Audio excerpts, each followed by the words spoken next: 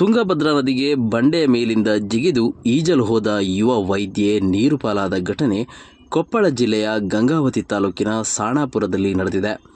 ಮೃತರನ್ನ ಹೈದರಾಬಾದ್ ಮೂಲದ 26 ವರ್ಷದ ಅನನ್ಯ ರಾವ್ ಎಂದು ಗುರುತಿಸಲಾಗಿದೆ. ಇವರು ಸ್ನೇಹಿತರ ಜೊತೆ ಈಜಲು ಹೋಗಿದ್ದರು. ಈ ವೇಳೆ ಅನನ್ಯ ರಾವ್ ಅವರು ಬಂಡೆಯ ಮೇಲೆ ನಿಂತು ನೀರಿಗೆ ಹಾರಿದ್ದಾರೆ. ಈ ವೇಳೆ ನೀರಿನ ಹರಿವು ಹೆಚ್ಚಾಗಿದ್ದರಿಂದ ಈಜಲು ಸಾಧ್ಯವಾಗದೆ ಮುಳುಗಿದ್ದಾಳೆ. ಹೈದರಾಬಾದ್ ಖಾಸಗಿ ಆಸ್ಪತ್ರೆಯಲ್ಲಿ ಸೇವೆ ಸಲ್ಲಿಸುತ್ತಿರುವ ಅನನ್ಯ ರಾವ್ ನಿನ್ನೆ 3 ಸ್ನೇಹಿತರ ಜೊತೆ ಪ್ರವಾಸಕ್ಕೆ ಬಂದಿದ್ದು, ಇಂದು ಬೆಳಗ್ಗೆ ನದಿಗೆ ಈಜಲು ತೆರಳಿದ್ದರು. ಇನ್ನು ರೀಲ್ಸ್ಗಾಗಿ ವಿಡಿಯೋ ಮಾಡುತ್ತಿದ್ದರು ಎನ್ನಲಾಗಿದೆ. ದೂರದಲ್ಲಿ ನಿಂತಿದ್ದ ವ್ಯಕ್ತಿಯೋರ್ವರು 1, 2, 3 ಜಂಪ್ ಎಂದು ಹೇಳಿದ ತಕ್ಷಣ ಅನನ್ಯ ರಾವ್ ನದಿಗೆ ಜಿಗಿದಿರುವುದು ವಿಡಿಯೋದಲ್ಲಿ ಸೆರೆಯಾಗಿದೆ.